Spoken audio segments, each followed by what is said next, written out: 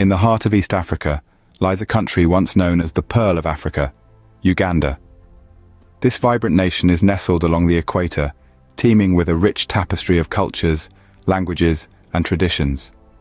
Uganda's history is as diverse as its people, with a narrative that spans centuries, from the ancient kingdoms to the colonial era under British rule. In the early years of the 20th century, Uganda was molded by the ambitions of the British Empire, its independence achieved only in 1962. Yet the joy of self-rule was marred by political instability and power struggles that painted the post-independence landscape. The nation's nascent democracy was put to the test as leaders came and went, each leaving their mark, for better or worse. In this atmosphere of political unrest and uncertainty, the stage was set for a military man to seize power: Idi Amin. In 1971, a seismic shift in Uganda's political landscape occurred. Major General Idi Amin, a charismatic and imposing figure, staged a military coup, seizing the reins of power from President Obote while he was abroad. In a swift and ruthless operation, Amin replaced the existing structure of governance with his own, marking the beginning of an era that would live on in infamy. Amin, a career military man, possessed a captivating aura that initially won him support from both the Ugandan populace and the international community. He promised democracy and economic prosperity, vowing to free Uganda from the shackles of colonial legacy and transform it into a self-reliant nation. His speeches were filled with populist rhetoric, promising to uplift the common Ugandan by providing better education, healthcare, and job opportunities. However, beneath the charismatic facade lay a cunning and ruthless dictator. Amin's promises of democracy were but a smokescreen, a means to consolidate his power. His rule was marked by a systematic dismantling of democratic institutions. He purged the military of potential rivals, suppressed the press, and curtailed civil liberties in a bid to stifle any opposition.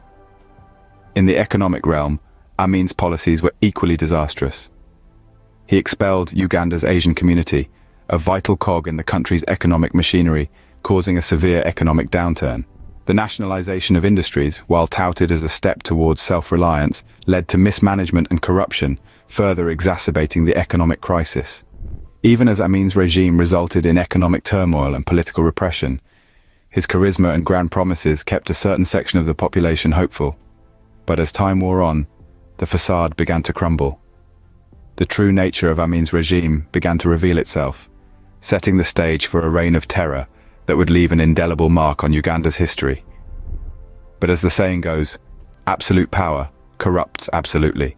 Amin's regime quickly degenerated into one of the most brutal dictatorships in African history. The charisma and promises that once won him support swiftly crumbled, revealing a reign of terror that would mark one of Uganda's darkest chapters. Under Amin's rule, human rights became a forgotten concept. The citizens of Uganda found themselves in the clutches of a brutal regime that cared little for their lives or liberties. Arbitrary arrests, tortures, and executions became the order of the day.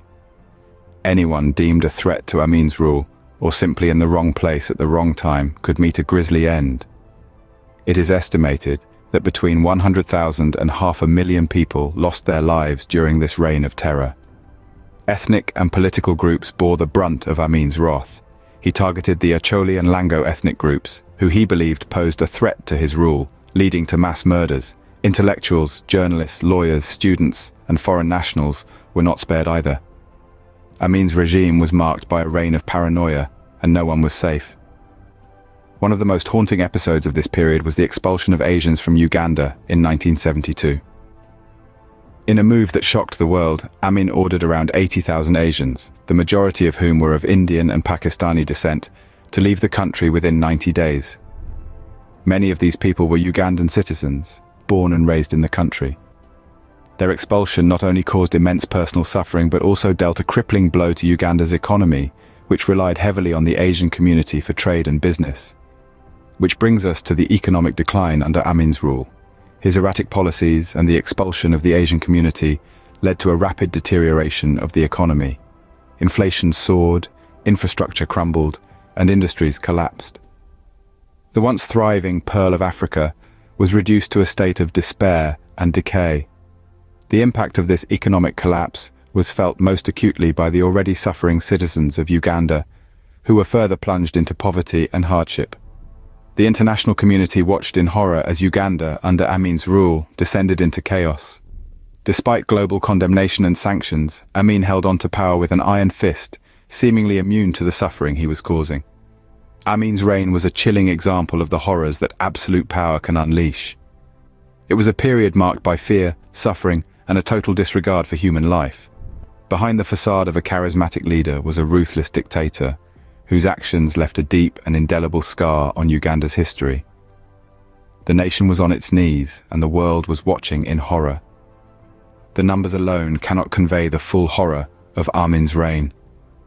The brutal reality of the Amin era is best understood not through statistics, but through the stories of those who lived it. Each survivor, each relative of a victim, carries a piece of that history, a fragment of the grim mosaic that was Idi Amin's Uganda. Take, for instance, the tale of a young student, barely out of his teens, when Amin's soldiers stormed his university. His crime? A perceived affiliation with an enemy tribe. He was seized, interrogated, tortured. His academic dreams shattered overnight, replaced by a fight for survival. He lived to tell his tale, but the scars, both physical and mental, remain. Then there's the narrative of a mother who watched as her husband was dragged away in the dead of night, never to be seen again. She was left to raise their children in a climate of fear and uncertainty, their lives irrevocably marked by the absence of a father, a husband, a provider. Their stories are echoed in countless others, tales of ordinary people thrust into extraordinary circumstances. Teachers, shopkeepers, farmers and children, all caught in the crossfire of Amin's ruthless pursuit of power. Their lives were forever altered by a reign that prioritized personal gain over the well-being of a nation. And yet, in the face of such adversity, the human spirit proved resilient. People clung to hope, to the belief that the darkness would eventually lift. They found strength in community, comfort in shared experiences, and courage in the face of unimaginable terror. Their stories underscore the brutal reality of life under Amin, but they also serve as a testament to the indomitable strength of the human spirit.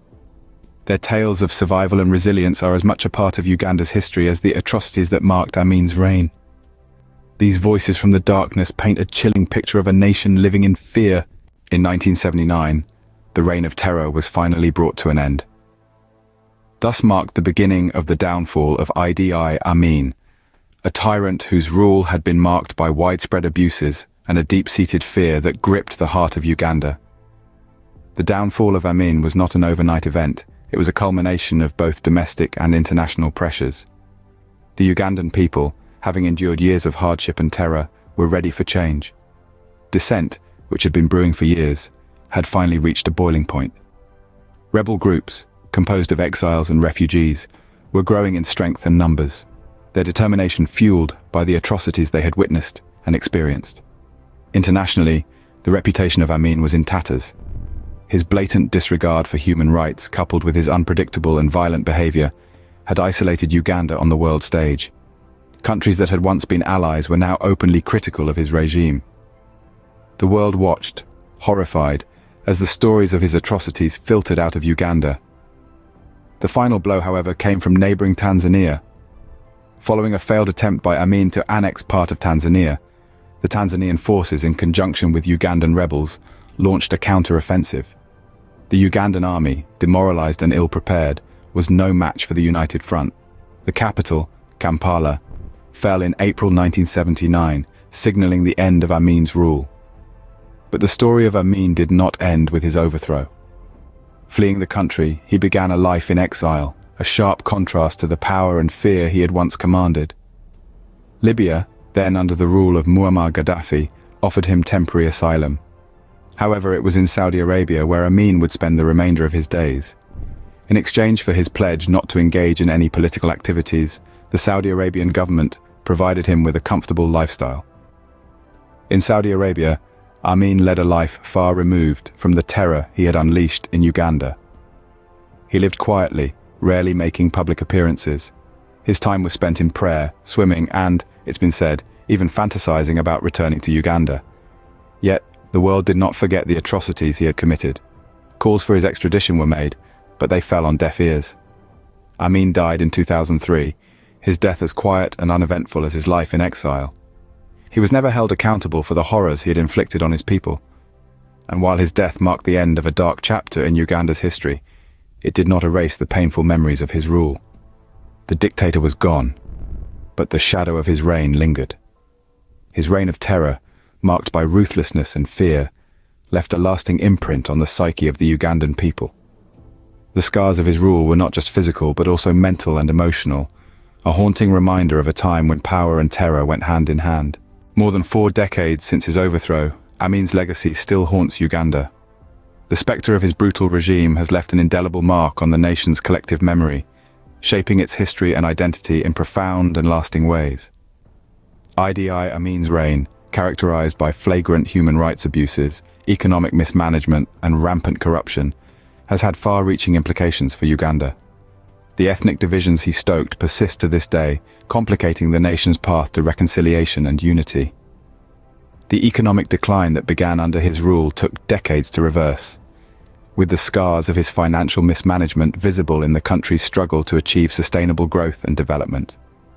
Moreover, the culture of fear and intimidation that Amin cultivated has had a profound impact on Uganda's political landscape. The memory of his despotic rule continues to influence the nation's perception of leadership and authority, often leading to a sense of caution and mistrust towards those in power. Yet, despite the magnitude of his atrocities, Amin's also served as a catalyst for change.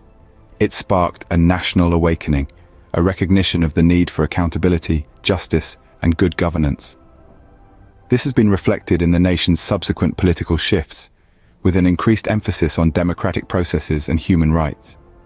Now let's hear from a few experts on the subject.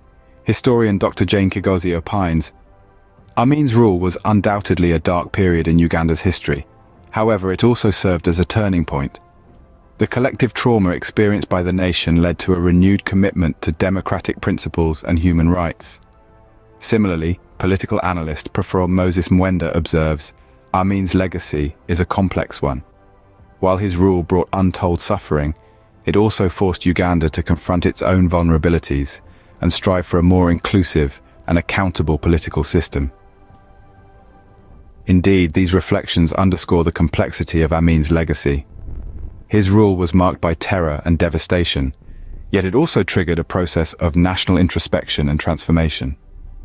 In essence, the story of Idi Amin is more than just a tale of a ruthless dictator. It's a narrative of a nation grappling with its past, striving to learn from its mistakes, and forging a path towards a more promising and inclusive future.